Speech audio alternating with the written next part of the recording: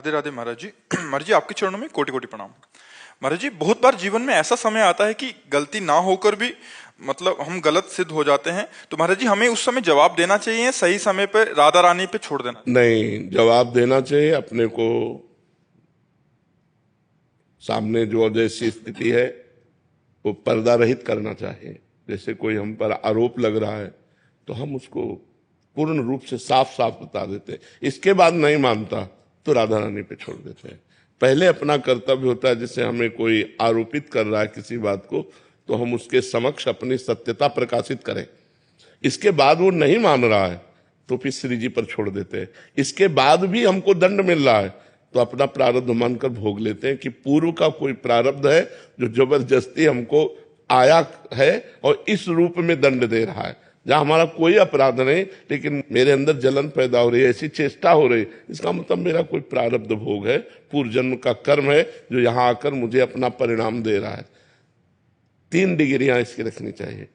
पहली, सामने हम सत्य को प्रकाशित करें।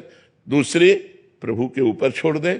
फिर भी नहीं संभला तो तीसरी, मेरा ही कर्म मुझे दंड देने के लिए इस रूप में आया है, इसलिए उसे सहन कर लेते हैं। हम सामने वाले से वैर विरोध नहीं करते हैं, ऐसा भाव रखना चाहिए। शिवम जी दिल्ली से। राधे राधे प्रभु। राधे राधे महाराज जी। महाराज जी आपके चरणों में कोटि कोटि प्रणाम।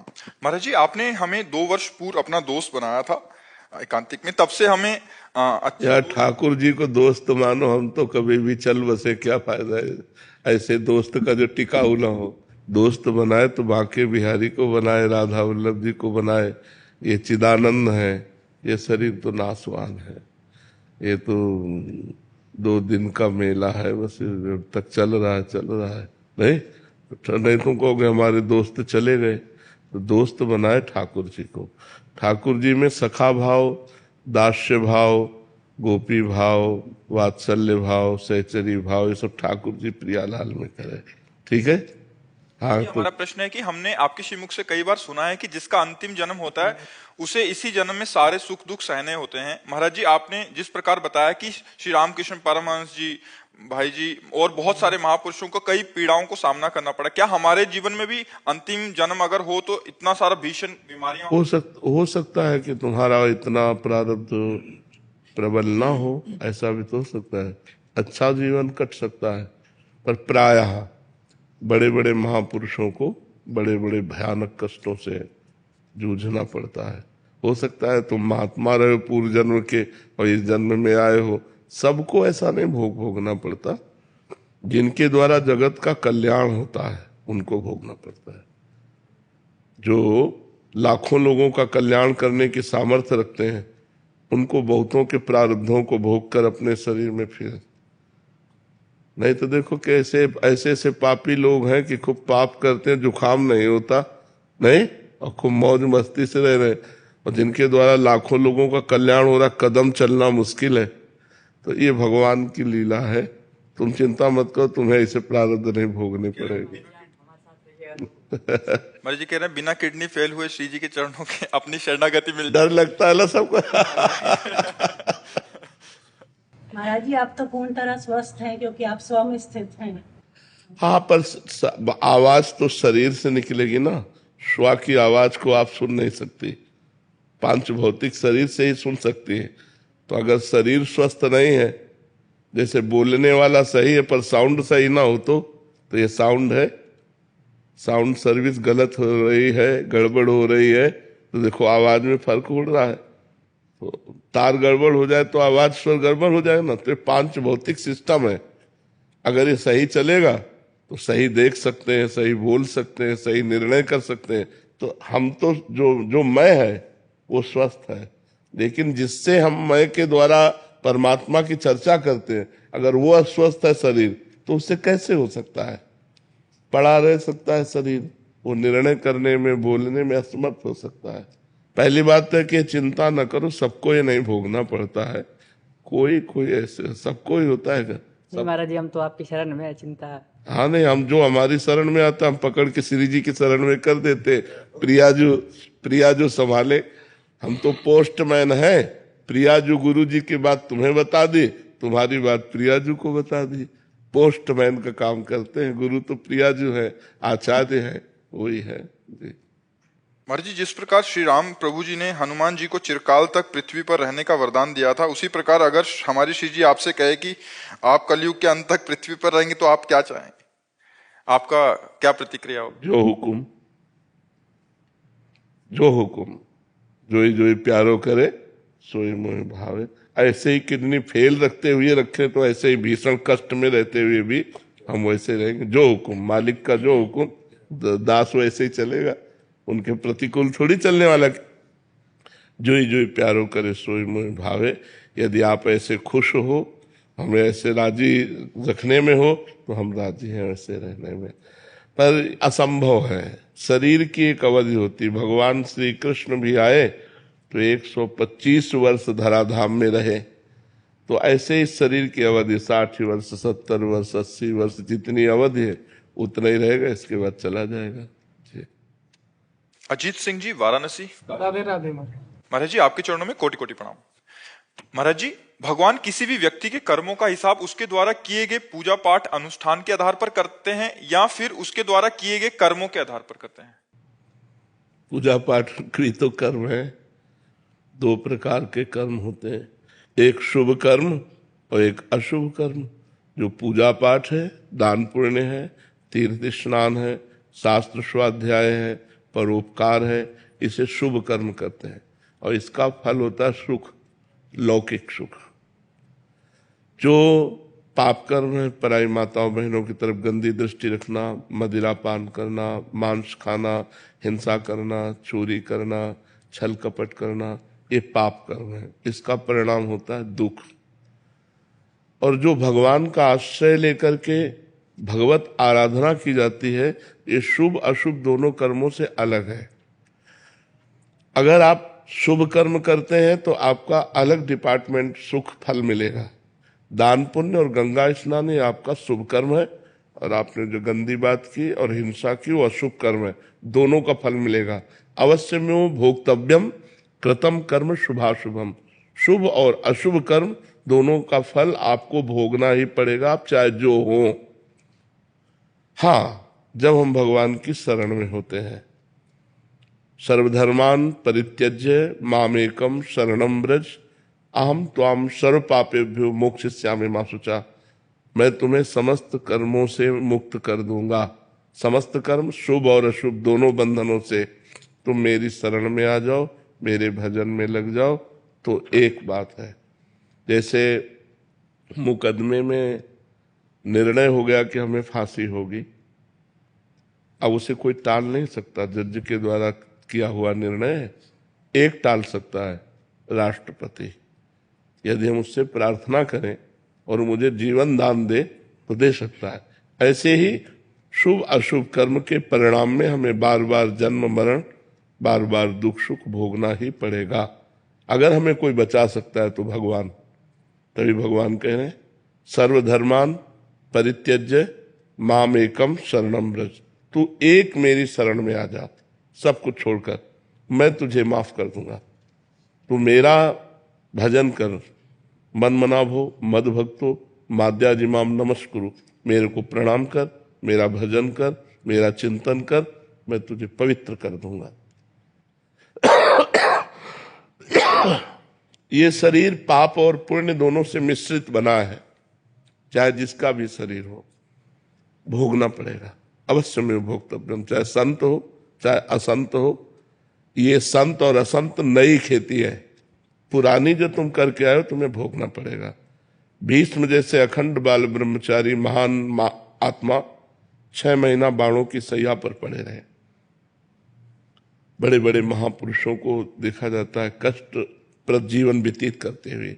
ये अनेक जन्मों का संचित पाप कर्म उसे भोग करके वे पवित्र होकर भगवान को प्राप्त होते हैं। भोगना पड़ेगा, अवश्य भोगना पड़ेगा। अब कह दे कि अभी एक सिद्धांत बताया गया कि भगवान की शरण में आने से भगवान उसे माफ कर देते हैं। तो क्या माफ किया? ये एक जन्म के लिए निकाला हुआ प्रारब्ध है और अनेक जन्मों का संचित कर्म जमा है, उसे भगवान भस्म कर देते हैं। अभी जो हमसे गलती होगी उसे माफ कर देते हैं, लेकिन जिससे शरीर बना वो भोगना पड़ता है, वो शरीर प्रारब्ध भोग से युक्त है, इसलिए प्रारब्ध बड़े बड़े ब्रह्म ऋषियों को भी भोगना पड़ा, बड़े बड़े महात्माओं को भी भोगना पड़ा। आप समझ पा रहे? महाराज जी, एक सुजीत विश्वकर्मा जी हैं, इनका इसी संदर्भ में एक प्रश्न है। महाराज जी, ये तो आपने बताया जो शरण में हो जाएं और जो उस कोटि के महापुरुष हैं जो उनकी तो पूरा माफ हो जाएगा, कह रहे हैं कि पाप पूजा पाठ और धर्म, अच्छे धर्म कर्म से खत्म किया जा सकता? नहीं, वो अलग डिपार्टमेंट। अच्छा कर्म करोगे वो शुभ कर्म होगा, लेकिन उसको नष्ट नहीं किया जा सकता। जैसे ऊपर से हम घास काट लेते हैं तो क्या घास नष्ट हो जाती है क्या? उसकी जड़ नष्ट होनी चाहिए। तो पाप और पाप की प्रवृत्ति दोनों जब नष्ट हो तब माना जाएगा पाप नष्ट हो गया। मानो हमने कोई गंदा आचरण किया, फिर कोई पवित्र आचरण कर लिया, तो हमारे पास पवित्रता का संग्रह हुआ, लेकिन गंदा आचरण करने की प्रवृत्ति तो नष्ट नहीं हुई ना। और भगवान के भजन से वो प्रवृत्ति नष्ट होती, प्रवृत्ति नष्ट हुई तो मतलब संपूर्णतया नष्ट हो गया। अगर वो ऊपर से थोड़ा सा पाप हमारे दान पुण्य से मान लेते हैं कि थोड़ा कम होता है, तो नीचे बहुत खाद है और वो इतना उर्वरक भूमि है, कर्म भूमि, कि हम पाप करते ही रहते हैं।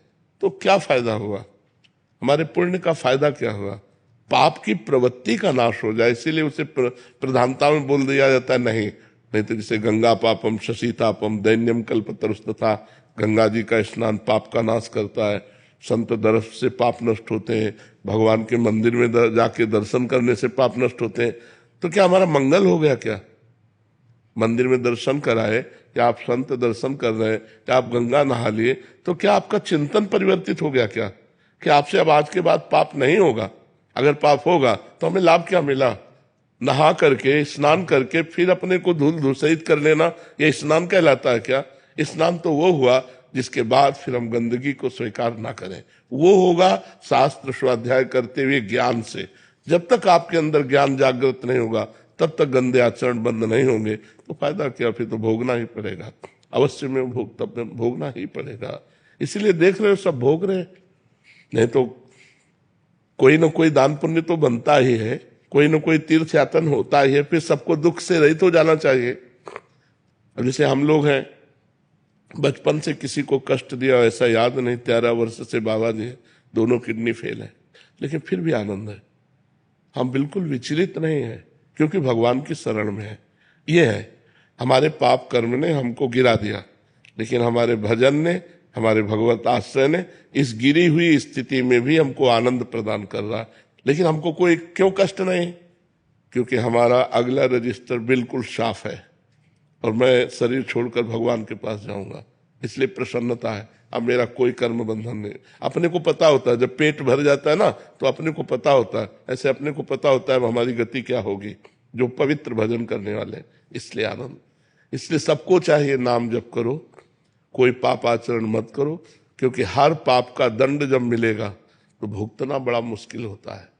अब ये किसी एक पाप का फल है, हमारी दोनों किडनी फेल कर दी गई। गर्भ से ही एक रोग होता है पॉलिसिस्टिक किडनी डिजीज, वो माता से वंशानुगत आता है।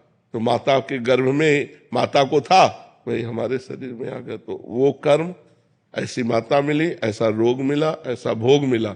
और एक महान कर्म कि ब्राह्मण के घर जन्म मिला, बचपन से तपस्या और भजन मार्ग मिला, अंतिम में भगवान के धाम नाम का चिंतन करते हुए शरीर भगवान के नाम में छूट जाएगा, बड़ा मंगल हो जाएगा। तो भोगना तो पड़ेगा भाई। इसीलिए कहा जाता बहुत होश में कर्म करो, नहीं तो तुम्हें कर्म नहीं बख्शेगा। भगवान तो बख्श देंगे, लेकिन कर्म नहीं बख्शेगा, तुम्हें भोगना ही पड़ेगा। जी। रेणु जी गोरखपुर से। राधे राधे महाराज। राधे राधे महाराज जी। महाराज जी, जीवन में हमें लगता है कि अब सब कुछ ठीक हो गया है, अब हम आश्वस्त होकर जीने लगते हैं, तभी जिंदगी हमें धोखा देती है। महाराज जी, मेरा सवाल है कि क्या हमें नहीं तो सब कुछ ठीक होने में क्या लक्ष्य रखा? रुपया लक्ष्य रखा, समस्याएं को रखा, समाज को रखा, भगवान को रखा क्या? महाराज जी, बच्चे बड़े हुए, पढ़ लिख करके, अब ब्याह का समय आया, नौकरी का समय, हम समाज ये समाज है, पति का साथ छूट गया। हम कह रहे हैं समाज है, भगवान को रखा। सब कुछ ठीक होने में भगवान को रखा जाता है। अब सब ठीक है, क्योंकि भगवान हमारे प्रीतम है। तो आपके अंदर तुरंत ज्ञान आता कि इसका नाम मृत्यु लोक है। पति इतनी ही आयु लेकर आए थे, चले गए, ये भगवान की लीला है। नाम जप, भगवान से यदि अपनापन है तो सब कुछ ठीक है, और यदि भगवान से अपनापन नहीं तो सब ठीक होते हुए भी सब गड़बड़ है, सब गड़बड़ है।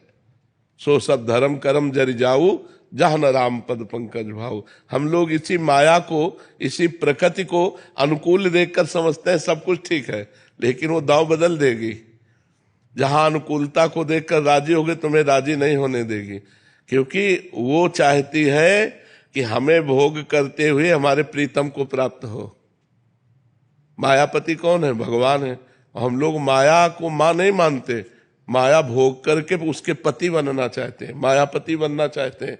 और जहां देखा सारी अनुकूलता, तो उसको क्या एक सेकंड में ऐसी प्रतिकूलता पैदा कर दी, सब अनुकूलता धूल धूसरित हो गई। अनुकूलता का तात्पर्य भगवान के हो जाना, अनुकूलता का तात्पर्य भगवान का भजन करना। समय है आपका, जितना समय है मृत्यु लोक में उतना ही रह सकते, इसके बाद ट्रांसफर, शरीर छोड़ो और दूसरी जगह जाओ। इसका नाम पहले सोच लो क्या है? मृत्यु लोक। यहां मरोगे, सब मरोगे, हम मरेंगे, तुम मरोगे, सब मरेगा। अच्छा, इसका समय नहीं निश्चित हमारी जानकारी में, लेकिन भगवान के यहां से तो निश्चित है ना। कोई गर्भ में मर जाता है, कोई बाल्यावस्था में, कोई यौवन अवस्था में, कोई वृद्धावस्था में।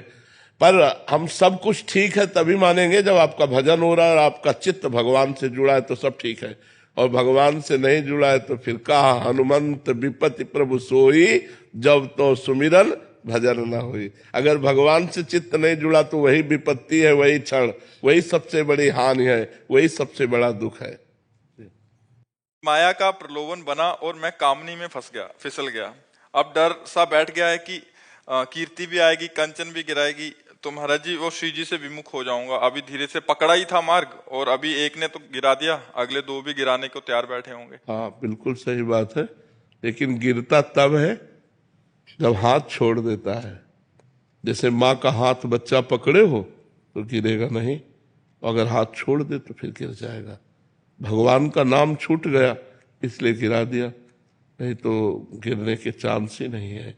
गिरता वो है जो हाथ छोड़ देता है, सहारा छोड़ देता है, भरोसा छोड़ देता है, भगवान का आश्रय छोड़ देता है। नहीं तो सीम की चाप सके को तासु, बड़ रखवार रमापति जासु। भरोसा, सुमिरन, तो चश्मा सही, चश्मा सही तो कुछ गड़बड़े नहीं। अब चश्मा भोग रूप रखोगे, किसी माता बहन को देखकर भोग्या रूप से देखोगे तो भ्रष्ट तो हो ही जाओगे। पूज्य रूप से देखो, कभी भ्रष्ट नहीं होगे। तो सब माताएं बहनें हमारी पूज्या है। अगर हम पूज्या भाव से रहे तो कभी कामिनी हमें नहीं गिरा सकती। और दूसरी बात, कंचन श्री जी का सारा वैभव है, हम सब उनके दास हैं। 8 पैसे सेवा परिचर्या में लगे, क्या बिगाड़ पा रहा है? कीर्ति, हमें लगता है देश विदेश भी है, भारत में ये नहीं, देश विदेश भी है, क्या बिगाड़ पा रहे? 3 चीजें कंचन कामिनी कीर्ति तब बिगाड़ती है जब हम प्रभु से अलग होते हैं। अगर हम प्रभु में जुड़े हुए हैं तो वही मंगलमय हो जाती है, वही मंगलमय हो जाती है। जननी सम जानो पर नारी, धन पराय बिस्ते बिस भारी। सब माताओं बहनों के प्रति अगर पाणी ग्रहण हो जाए, पत्नी मिल जाए, तो सिर्फ उसमें भोग्या भाव रखे, सब में पूज्या भाव रखे। कभी तो यदि हम अपने आचरण ठीक रखें तो कंचन, कामिनी और कीर्ति तीनों मंगलमय है, बुरे थोड़ी है। मान लो हमारे पास रुपया आ गया, अब पूरे वृंदावन के संतों को भंडारा पवा दिया, कुछ बिगाड़ा क्या? अब मान लो आप कीर्ति सुन के ही तो आए हो, अगर कीर्ति ना तुम्हारे कानों में पड़ती तो यहां बैठते आके क्या? तो कीर्ति अमंगलमय हुई क्या? अब इसी बात का हम अभिमान कर लें तो हम नष्ट हो जाएंगे। तो अभिमान रहित होकर भगवान की शरण में रहने से कंचन भी मंगलमय, कामिनी भी मंगलमय और कीर्ति भी मंगलमय हो जाती है। समझ पा रहे आप? सागर जी, शिप्रा जी, राधे राधे। राधे राधे महाराज जी। महाराज जी, जीवन में संतोष का अर्थ क्या है? यथा लाभ, जैसी परिस्थिति है उसमें हम राजी रहें। जोई प्यारो करे सोई मोहि भावे। हम जैसी भी परिस्थिति आवे उसमें हाँ स्वीकृति है, हमारी कोई परेशानी नहीं। चाहे वो दुख वाली परिस्थिति हो, चाहे सुख वाली परिस्थिति हो, अनुकूल परिस्थिति हो या प्रतिकूल परिस्थिति हो, दोनों परिस्थितियों में राजी रहना संतोष है। गज धन गोधन बाज धन और रतन धन खान, जब आवे संतोष धन सब धन धूर समान। संतोष धन सबसे बड़ा संतोष। संतोष यथा लाभ संतोष सदा, काहू सो कछु न चाहूंगो। किसी से कोई चाह नहीं, कोई परिस्थिति का परिवर्तन करने की चाह नहीं, जैसी परिस्थिति उसी में राजी रहना, ये संतोषी पुरुष का लक्षण है। तो संतोष की सीमा है किसी से कोई चाह ना करना, जैसी भी परिस्थिति हो उसी परिस्थिति में राजी रहना। पर है बहुत कठिन। दुख की परिस्थिति में कौन राजी रहेगा? है प्रतिकूल परिस्थिति में कौन राजी रहेगा? अपमान में कौन राजी रहेगा? वही राजी रहेगा जो भक्त है। अगर भक्त नहीं है तो नहीं, राजी नहीं रह सकता। भगवान का भक्त है तो सोचता भगवान ने अपमान दिया है तो कुछ ना कुछ हमारा अमंगल नष्ट होगा। भगवान ने ये दुखद परिस्थिति दी है तो कोई न कोई अमंगल का नाश होने वाली है, अब हमारा महामंगल होने वाला है। ऐसा भाव विचार ही हमको सहा सकता है कि जैसे अब थोड़ा क्षण रह गया रात्रि का, अभी सुबह होगा, सूर्योदय होगा, अंधकार नष्ट हो जाएगा। तो हमारा जो सुबह होने की आकांक्षा है ये अंधेरे को सहा देगी। ऐसे ही सुख की आकांक्षा दुख को सहा देती। ये दुख आया है, कुछ क्षणों बाद नष्ट हो जाएगा, इसमें भी मंगल विधान है। भगवान कोई न कोई मंगल हमारा कर रहे हैं, तो हमारी जो सहनशीलता है वो धैर्यपूर्वक बनी रहेगी और हम उसको सह जाएंगे। सहनशीलता ही संतोष है। सुख में फूले नहीं और दुख में भूले नहीं। भगवान को कितना भी दुख आवे भूले नहीं, सुख में अहंकार ना करे, धैर्यपूर्वक रहे, यही संतोष। महाराज जी, वृंदावन वास की इच्छा करनी चाहिए कि नहीं करनी? करनी चाहिए। वृंदावन वास की, भजन की, भगवान की प्राप्ति की, संत समागम की, इसकी तो इच्छा भगवान से करनी चाहिए। हे भगवान हमें संत समागम प्राप्त हो, हे भगवान हमसे खूब भजन बन जाए, हे भगवान आपके धाम का दर्शन हो जाए, हे भगवान आपका नाम खूब जप करें और आपका दर्शन पालें, ये तो कामना करनी चाहिए। इसी कामना के बल से तो सांसारिक कामनाओं का त्याग होता है। अगर ये कामनाएं नहीं करेंगे तो सांसारिक कामनाएं होती रहेंगी। इन्हीं कामनाओं के बल से हम कामना के त्यागी बनते हैं। इच्छा से इच्छा का नाश, कामना से कामना का नाश। तो सत कामना से असत कामना का नाश, सत वासना से असत वासना का नाश। समझ पा रहे? अपने प्रयास से हो जाएगा क्या वृंदावन वास? अपने प्रयास से हो जाएगा?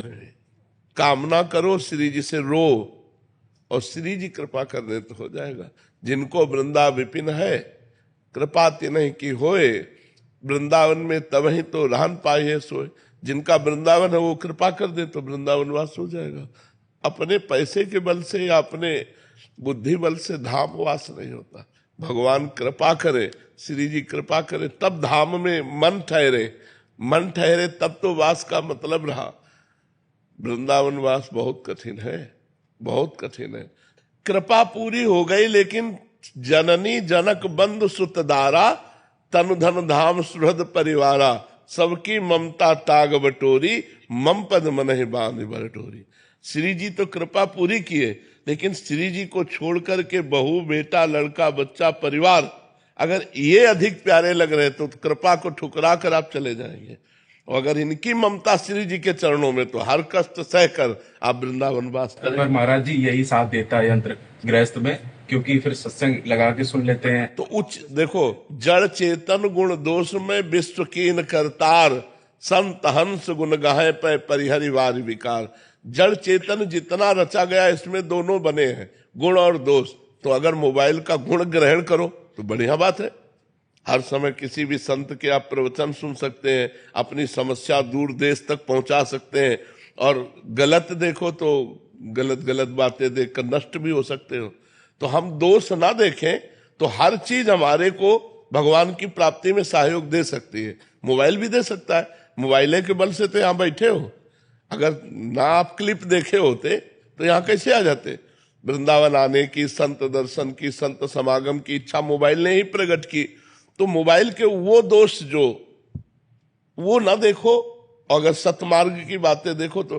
पर क्या होता है कि मन अच्छी बातें कम देखना चाहता है, बुरी बातों में ज्यादा लगता है। गेम खेलना, ये वो सब गंदी बातें, गंदी रीलें पहले लगता था, अब तो सुन के है ना। सत्संग का यही प्रभाव है कि कुसंग छुड़ा करके भगवत मार्ग में दृढ़ कर देता है। जी। जैसे आप कह रहे हैं कि आप क्लिप देखकर ही वैसे ही आए, मैं विदेश में रहती हूँ, मनोरंजन की सब चीजें छोड़ दी, कोई टीवी में कुछ नहीं देखते, फिर भी आकर्षण इतना ज्यादा है हर तरफ से। नाम जप करो, नाम जप सारे आकर्षणों को मिटा देगा। मतलब आपसे सही कहते हैं, डट के जब भजन किया तो अच्छा ही लगना बंद हो गया। अब जैसे हमसे पूछा जाए आपको क्या चाहिए, तो खोजने पर, घंटों खोजने पर कुछ नहीं समझ में आएगा कि क्या चाहिए, कुछ नहीं। राज जी ग्वालियर से। हरिवंश। महाराज जी श्री हरिवंश। महाराज जी सत्संग सुनने का आधार श्रवण, चिंतन और मनन है। महाराज जी श्रवण और चिंतन निरंतर हो रहा है, परंतु मनन पर पूर्ण रूप से अड़ी। श्रवण निरंतर नहीं होता, चिंतन और मनन निरंतर होता है। श्रवण तो कुछ समय के लिए होता है ना। श्रवण निरंतर नहीं होता, श्रवण कुछ समय होता है और उसका चिंतन और मनन ये निरंतर होता है। और उसका भी निरंतर चिंतन मनन नहीं होता, क्योंकि श्रवण जितना किया उसका कुछ क्षण तो चिंतन होगा, फिर विषय चिंतन होने लगेगा। इसलिए हमको नाम लाना चाहिए बीच में, नाम का निरंतर सुमिरन होना चाहिए। जो भगवान का नाम है वो निरंतर पकड़े रहे, और जब श्रवण कर रहे तो श्रवण पर चित्तवृत्ति लगा दी, फिर उसी का मनन कर रहे। मनन और चिंतन एक ही बात है, मनन और चिंतन एक ही बात है, इसमें कोई अंतर नहीं है। क्योंकि वही मन जब संकल्प विकल्प करता है तो मनन करता बन जाता है, और वही जब एक तार चिंतन करता है तो चित्त बनकर चिंतन कर देता है। एक ही अंतःकरण है जिसे चार भागों में वृत्ति के कारण विभाजित किया गया। संकल्प विकल्प के कारण मन कहा गया, निश्चय करने के कारण बुद्धि कहा गया, चिंतन करने के कारण चित्त कहा गया, और क्रिया को स्वीकार करने के कारण अहंकार कहा गया। तो एक ही मन चार भागों में हो गया, मन बुद्धि चित्त अहंकार, ये अंतःकरण एक ही है। तो जो बुद्धि वृत्ति है वो जब निश्चय कर लेती है परमात्मा सत्य है और उसकी प्राप्ति ही परम लक्ष्य है, तब हमारा चिंतन शुरू हो जाता है। और चिंतन वो जो एक तार हो, अभी चिंतन एक तार नहीं होता, वो विक्षेप पड़ता है। तो विक्षेप जो पड़ता है वो विषय के कारण पड़ता है। जो विषय सुख की हमारे अंदर लालसा है भोगने की, उधर हमारी चित्त वृत्ति चली जाती है। यदि हमको गुरु कृपा से ज्ञान हो जाए कि जिन विषयों को हम भोगना चाहते हैं उन विषयों को कोई भोग रहा है, फिर भी अशांत है, अतृप्त है, उसके अंदर सुखानुभूति नहीं, तो हमको गलत मार्ग में अपनी वृत्ति नहीं देनी चाहिए। तो हर वृत्ति को भगवान के नाम में लगाना चाहिए। नाम ऐसा है जो निरंतर हमारा साथी बन सकता है। नाम जपते जपते जैसे ही बुद्धि पवित्र होती है तो उसमें ज्ञान के नेत्र खुल जाते हैं। अपने आप असत वस्तु, जैसे नकली नोट उठाने की इच्छा नहीं होगी। अपने को पता है नकली नोट पड़े हैं, उठाने की इच्छा नहीं होगी। ऐसे ये संसार के हर सुख नकली है, माया के द्वारा रचित है, स्वाप्निक है। स्वाप्निक माने नकली ही। उमा कहूं मैं अनुभव अपना, सत हरिभजन जगत सब सपना, ये स्वाप्निक है संसार के सुख। तो जब ये ज्ञान हो जाएगा, प्रवचन कर लेना, सुन लेना ये अलग बात है, इसका अनुभव होना, तब हमारा मन इनसे हट करके एक तार भगवान की तरफ जाने लगेगा। तो हमको हट करके नाम जप में निरंतरता बनानी है। बिना हट के मन नहीं मानता है। हमें सुख मिले ना मिले, हमें लाभ मिले ना मिले, हमें शांति मिले ना मिले, हमको हट करके नाम जप करना है। जब ऐसा कोई हठी नाम जप करता है तो नाम जप का फिर अभ्यास बन जाता है, और जब नाम जप चलता है तो फिर आनंद की धारा खुलती। जो चाहे वो प्राप्त कर सकता है, ऐसा नाम रूपी धन है। बिना नाम धन के कोई भी आध्यात्मिक उन्नति नहीं हो सकती, चाहे किसी भी मार्ग का पथिक हो, उसको नाम जप करना ही पड़ेगा। समझ रहे हैं आप? महाराज जी, मेरा ये प्रश्न ये भी था कि जैसे हम लोग संसार में रहते हैं और आपके सानिध्य से ये पता पड़ा साध्य हमारा भगवत प्राप्ति है, तो साधन पे हम कैसे अड़िग रहे? कई बार क्या होता है, उतार चढ़ाव का समय भी ऐसा आता है, विफलताएं भी आती है, उतार चढ़ाव आता है, तो उस वक्त कैसे अड़िग रहे? क्योंकि शास्त्र भी ये प्रमाणित करता है, अथा तो ब्रह्म जिज्ञासा। तो उस संदर्भ में नहीं, अथा तो ब्रह्म जिज्ञासा का मतलब अब मैं ब्रह्म जिज्ञासा करता हूँ, जानना चाहता हूँ उस ब्रह्म को। तो ब्रह्म को जानने के लिए ब्रह्म है सम और संसार है विषम। तो जब संसार को लक्ष्य बनाओगे तो हानि लाभ जय पराजय सुख दुख मान अपमान निंदा स्तुति ये मिलेगी।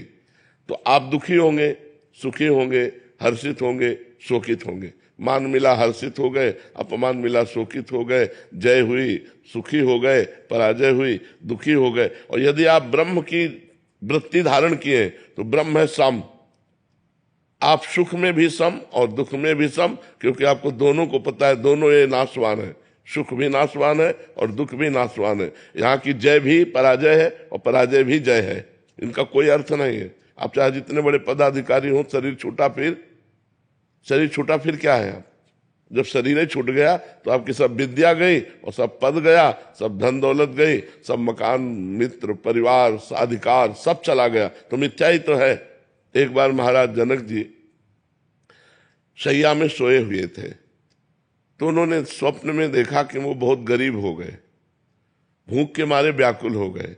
किसी तरह उन्होंने कुछ दाल चावल मांगे और उसे मिट्टी की हाड़ी में पका रहे थे।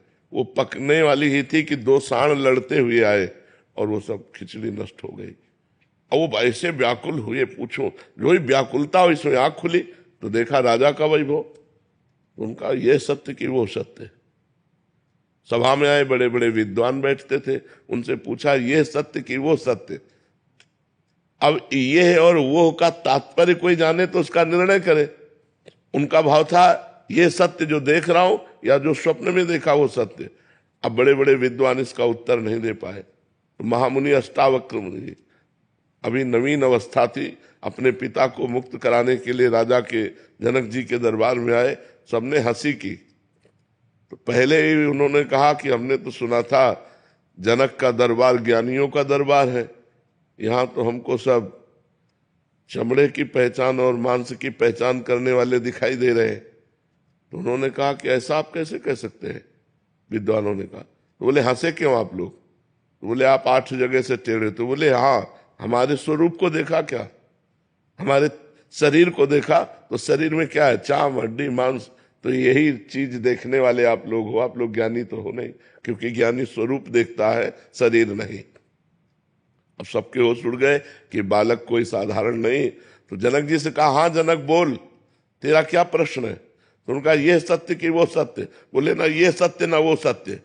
जब तू जागृत में था अपने को राजा देख रहा था, थोड़ी देर में स्वप्न में गया तो भिखारी देखा, सब कुछ दुखमय लगा। लेकिन जब जगा तो फिर राजा देखा, तो जो कुछ ही क्षण में असत्य हो जाता है वो सत्य कैसे हो सकता है? तो ये सत्य न हो सकता। अष्टावक्र गीता का उपदेश करके जनक जी को परम बोध प्रदान किया महामुनि अष्टावक्र जी ने।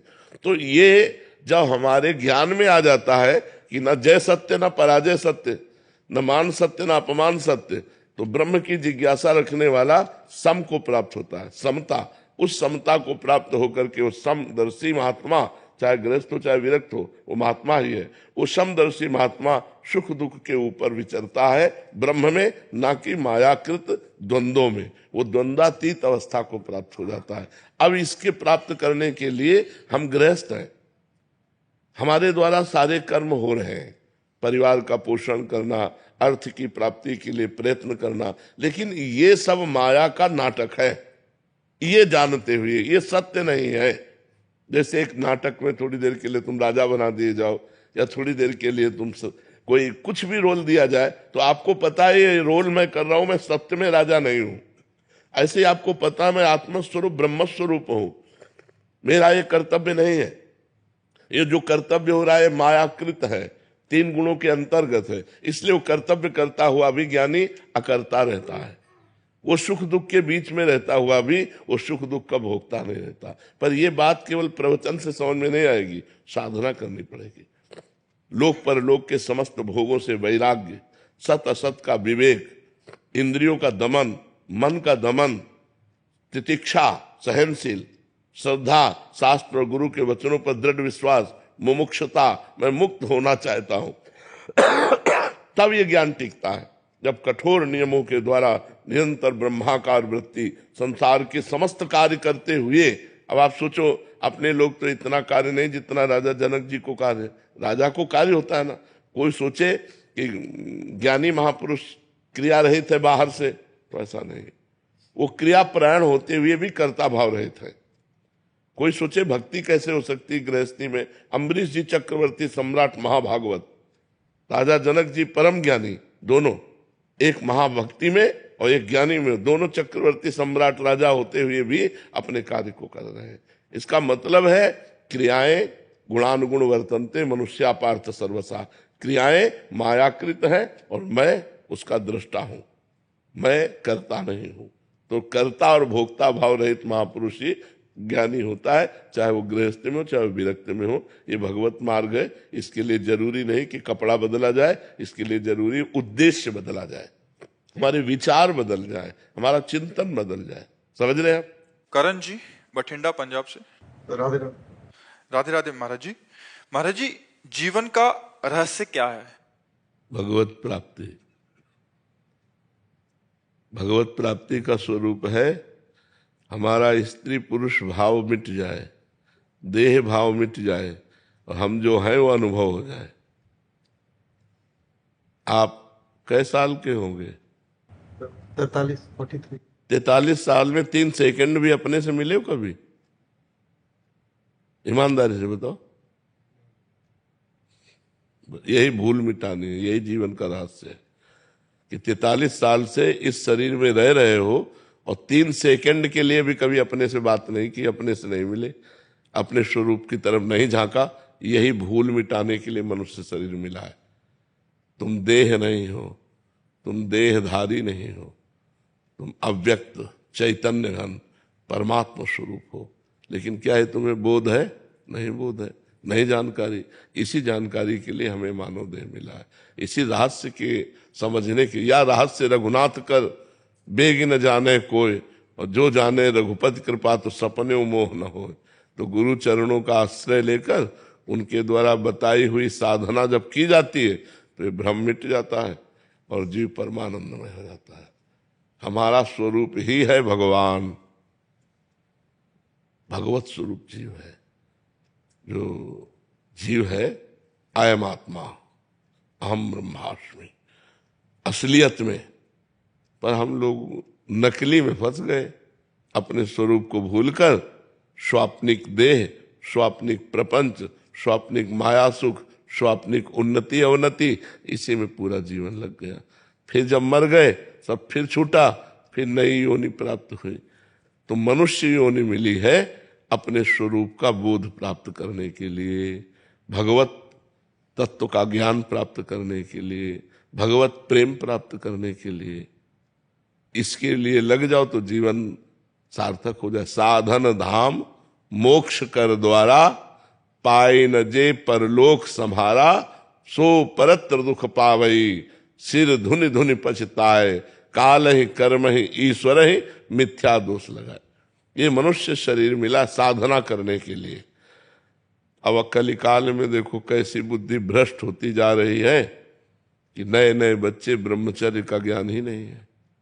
बॉयफ्रेंड गर्लफ्रेंड, गंदी बातें, बेविचार, इसमें फंस रहे हैं। जहां पवित्र आहार, पवित्र विचार, पवित्र चिंतन, वहां अपवित्र आहार, अपवित्र विचार, अपवित्र क्रियाएं नहीं हो रही। अब कैसे हो जानेंगे हमारे मनुष्य शरीर का क्या रहस्य है? वो डिप्रेशन में पहुंचेंगे, आत्महत्या की सोचेंगे, नाना प्रकार के कुमार्गगामी प्रवृत्तियों में फंसकर अपना सर्वनाश करेंगे। मनुष्य जीवन का रहस्य है शास्त्रवेत्ता ब्रह्म ऋषियों की शरणागति। जो शास्त्र के पारगामी विद्वान हो और ब्रह्म तत्व का बोध हो, ऐसे संतों का संग, तो हमारे जीवन का रहस्य प्रकाशित हो जाए।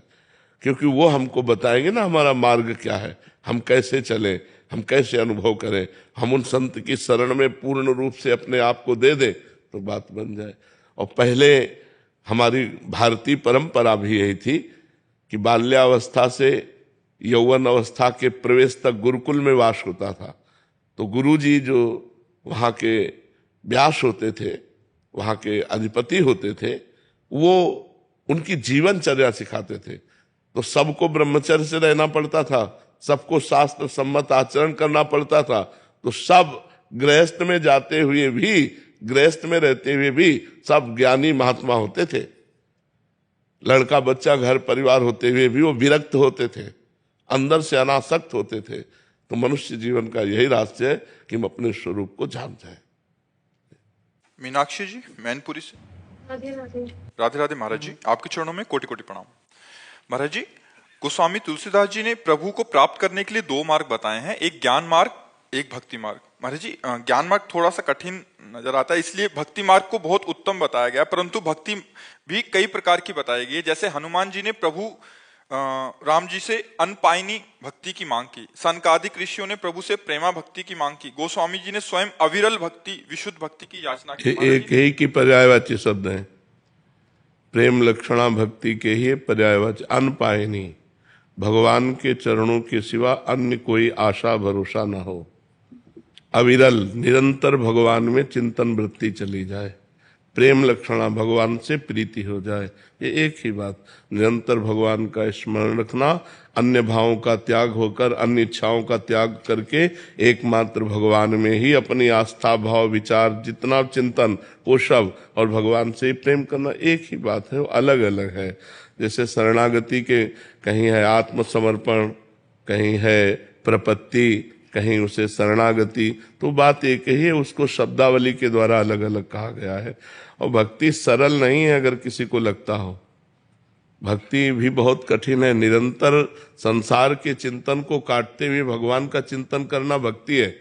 देवर्षि नारद जी कह रहे हैं, तदर्पिता अखिलाचारिता तद्विस्मरणेन परम व्याकुलतेति। समस्त आचरण कृष्णार्पित हो, श्री कृष्ण के अनुकूल हो, प्रतिकूलस्य विसर्जनम, प्रतिकूल एक भी आचरण न हो। कितना कठिन है, सब आचरण भगवान श्री कृष्ण के अनुकूल हो। तो भगवान के अनुकूल क्या होगा? गीता जी है, भागवत है, इनमें बताया गया है कि आप ऐसे चलो, ऐसे चलो, ये करो, ये ना करो। तो जो शास्त्र कह रहा करो वो श्री कृष्ण अनुकूलेन, जो कह रहा ना करो वो प्रतिकूलस्य तो विसर्जनम, प्रतिकूलता का त्याग और भगवान के अनुकूल आचरण करना। भगवान के अनुकूल, अपने मन के अनुकूल नहीं, अपनी वासनाओं के अनुकूल नहीं, श्री कृष्ण अनुकूलेन प्रतिकूलस्य विसर्जनम। प्रभु के प्रतिकूल आचरण है, प्रभु का तस्मात् शास्त्रम प्रमाणम ते कार्याकार्यो व्यवस्थितो। क्या करना चाहिए क्या नहीं करना चाहिए ये शास्त्र आज्ञा करता है।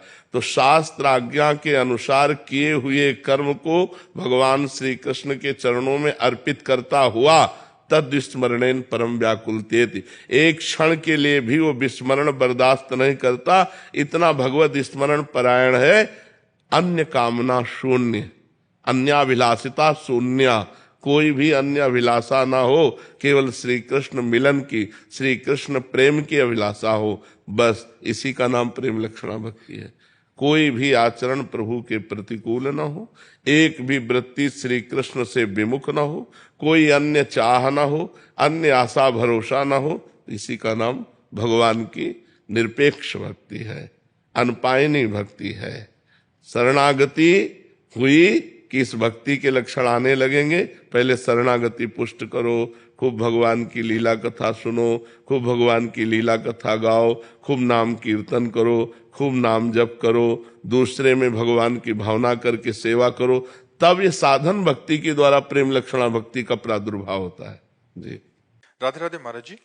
महाराज जी, मुझ में आत्मविश्वास की कमी है। महाराज जी, अगर मुझे कोई एक बात सुनाता है तो मैं उसे 4 बात सुना देती हूँ और बहुत सोचती हूँ, फिर मन अशांत हो जाता है। फिर महाराज जी बहुत जिद्दी स्वभाव के हो गए हूँ कि मन इधर उधर विचलित करता है। जितने भी हमारे अंदर मलिनताएं हैं वो भगवान से विमुख होने के कारण है।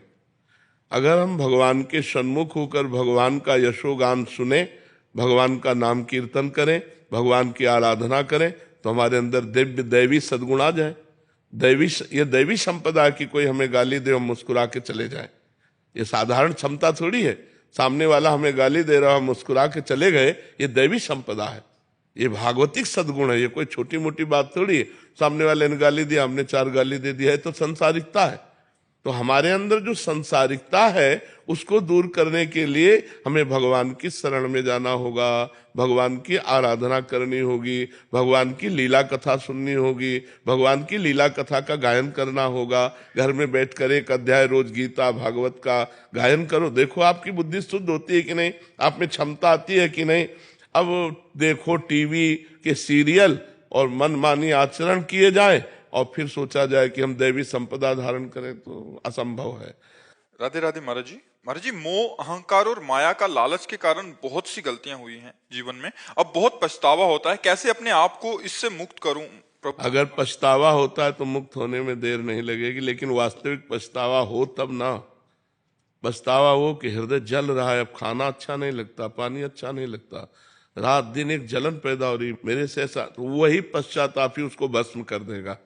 और होता है, रात को सो नहीं पाती, अंदर से चिंता होती है, क्यों हो गया, कैसे हो गया। हाँ, तो ये पश्चाताप ही उस जो भी मलिनता है उसका नाश कर देगी। और खूब भगवान का नाम जप करो। नाम जप करते हो, अधिक से अधिक भगवान का नाम जप करो। नाम जप से ही कलयुग में भगवत प्राप्ति है। अन्य युगों में अलग अलग भगवत प्राप्ति के साधन थे, जैसे सतयुग में ध्यान, त्रेता में यज्ञ, द्वापर में पूजा, लेकिन कलयुग में केवल हरिनाम, केवल हरिनाम। कलौ नास्तेव नास्तेव नास्तेव गति अन्यथा। भगवान श्री कृष्ण द्वैपायन व्यास देव जी महाराज 3 बार कहते हैं कि बिना हरिनाम के किसी का भी कल्याण नहीं हो सकता, नहीं हो सकता, नहीं हो सकता।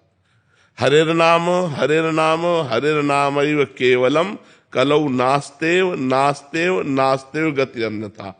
हर प्रश्न का उत्तर नाम जप है।